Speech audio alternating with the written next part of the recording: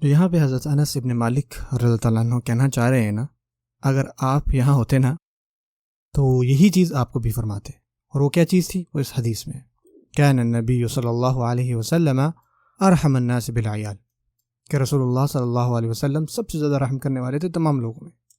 اور حضرت انس کو ایگزیکٹلی پتہ ہے کہ وہ کیا فرما رہے ہیں یہاں پہ، کیونکہ ان کا خود کا ایکسپیرینس تھا، جس کو قرآن مجید میں آتا ہے وما ارسلناک الا رحمۃ للعالمین. سو میں آپ کو ایک قصہ بتاتا ہوں حضرت انس کا.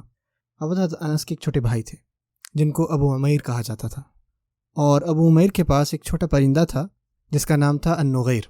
یعنی ایک بچے کے پاس ہوتا ہے اس کے کھلونے، ٹیڈی بیئر وغیرہ، اور جس کے بغیر بچپن میں وہ سوتے ہی نہیں ہیں، ان کو کھلونا چاہیے ہوتا ہے، یا کوئی اور کھلونا، یا مکی ماؤس، یا اس طرح کے جو کیریکٹرز ہوتے ہیں. سوچیں ذرا، وہ خاص ان کا پالتو جانور یا ان کا کھلونا ایک دم سے خراب ہو جائے، یا جو ان کا جانور ہے وہ بیمار ہو جائے، یا پھر ورس کے سینیریو میں وہ فوت ہو جائے. اب اس سے اس بچے پہ کیا اثر پڑے گا؟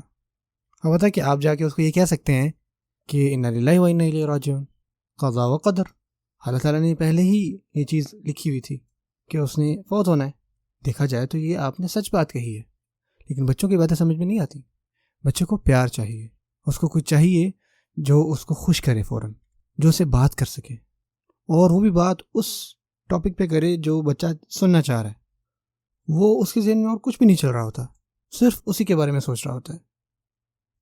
سو اس وجہ سے کہتے ہیں کہ جب کوئی فوت ہو جائے نا، یہ اچھا ہے، یہ برا نہیں ہے کہ آپ اس بندے کی اچھی باتوں کے بارے میں جا کے بات کریں.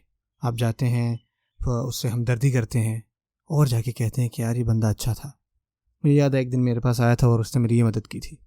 یہ نہ سوچے کہ یار میں نے اس کو ریمائنڈ نہیں کروانا، نہیں، وہ چاہتا ہے کہ اس کو اس ساتھی کی باتیں بتائی جائیں.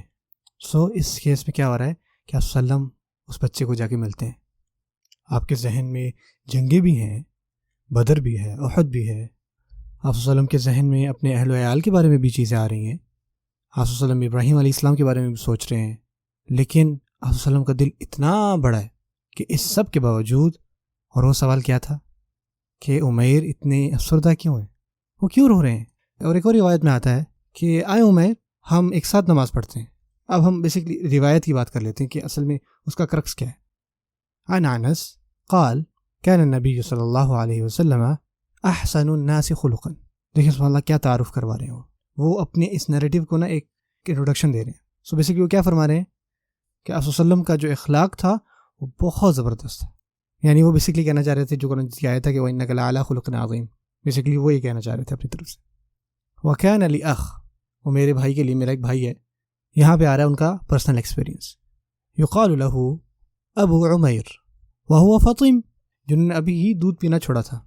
ہو سکتا ہے 2.5 سال 3 سال یا 4 سال کے ہوں، بہت چھوٹے تھے ان کے بھائی. آگے یہ فرماتے ہیں كان اذا جاء، یعنی رسول اللہ صلی اللہ علیہ وسلم اکثر آ کے ابو عمیر کو ملتے تھے. اور جب وہ اس وقت آئے اور ملے تو انہوں نے یہ فرمایا یا ابا عمیر ما فعل النغیر. اور اگر میرے ذہن میں جو بات آتے ہیں نا اس حدیث کو سن کے، یہ جو الفاظ آتے ہیں کان اذا جاءنا، اس کا معنی یہ کہ رسول اللہ بار بار آتے تھے، مطلب ایک تعلق تھا، اور یہ سوال پوچھا کرتے تھے کہ ابا عمیر کیا ہوا نغیر کو. آپ صلی اللہ علیہ وسلم کو پتا تھا کہ کیا ہوا نغیر کو. نغیر جو ان کا پرندہ ہے وہ فوت ہو گیا، لیکن وہ یہ جانتے تھے کہ بچوں سے ان کے تھیم کے بارے میں بات کرنی ہے. سو ہمیں بھی پتہ ہونا چاہیے کہ جب ہم کسی سے کوئی بات کر رہے ہوں نا تو وہ اس کے مطابق بات ہو، وہ بات سننا چاہ رہا ہو. سو آپ بعضوں کا سوال اس وجہ سے نہیں پوچھتے کہ آپ کو جواب چاہیے ہوتے ہیں، صرف یہ شو کروانا ہوتا ہے کہ یار آپ کو بھی کنسرن ہے، آپ اب کیسے ہیں، آپ کی طبیعت اب ٹھیک ہوئی کہ نہیں ہوئی.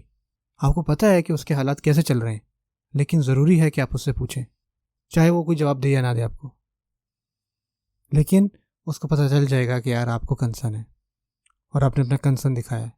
نہ صرف ایک دفعہ بلکہ جب بھی آپ آتے ہیں آپ پوچھتے ہیں. سو یہ کہتے ہیں کہ میرے چھوٹے بھائی تھے، اس کو رسول اللہ صلی اللہ علیہ وسلم کیا فرماتے تھے، او ابا عمیر تمہارا نغیر کدھر گیا. اور نغیر جیسے کہ میں نے بتایا ان کے چھوٹے سے پرندے کا نام تھا. سو ترمذی فرماتے ہیں کہ آپ صلی اللہ علیہ وسلم نے عمیر کو ان کی کنیا سے پکارا. ان کو وہ عمیر نہیں کہا جاتا تھا، لیکن ان کو یہ فیل کرانا کہ وہ بچے نہیں، وہ بڑے ہو گئے ہیں، آپ ابا عمیر ہیں. اس سے بچہ خوش ہوتا ہے کہ مجھے اکنالج کیا جا رہا ہے. سو انہوں نے پکارا بچے کو اس کی کنیت سے، اور اس سے یہ پتہ لگتا ہے کہ اس نے پیار سے ایک پرندے کو پالا جو کہ اب فوت ہو گیا ہے. اب وہ بچہ جو ہے وہ غم میں ہے. اب اس کے لیے آپ صلی اللہ علیہ وسلم نے اس سے کیا پوچھا کہ ان کے پالتو جانور کے ساتھ کیا ہوا ہے غیر. اور آپ پتہ پھر ابن حجر اور جو دوسرے بڑے محدثین ہیں انہوں نے اس حدیث کے اوپر کیا تشریح لکھی ہے کہ اس حدیث سے ہمیں بہت سارے فوائد ملتے ہیں.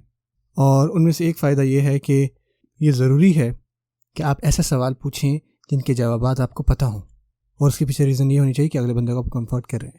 اور اس کے ساتھ ساتھ کہ جب آپ کسی سے بات کر رہے ہو نا، اگر اگلے بندے کو چیزیں سمجھ میں نہیں آتی تو آپ اپنے طریقوں کو کم کر دیں. آپ صلی اللہ علیہ وسلم کو پتہ ہے کہ وہ مہر کا جو پرندہ ہے وہ فوت ہو گیا.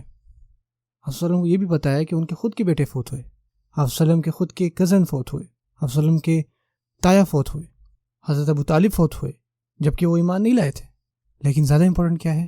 وہ ہے ایموشن، احساس. یہ چیز وہ بچوں میں ڈالنا چاہ رہے تھے، وہ یہ بچوں کو دکھانا چاہ رہے تھے، اور یہ بڑی زبردست بات ہے. اور ان بچوں کو یہ بھی بتانا چاہ رہے تھے کہ غمگین ہونا زندگی کا ایک حصہ ہے.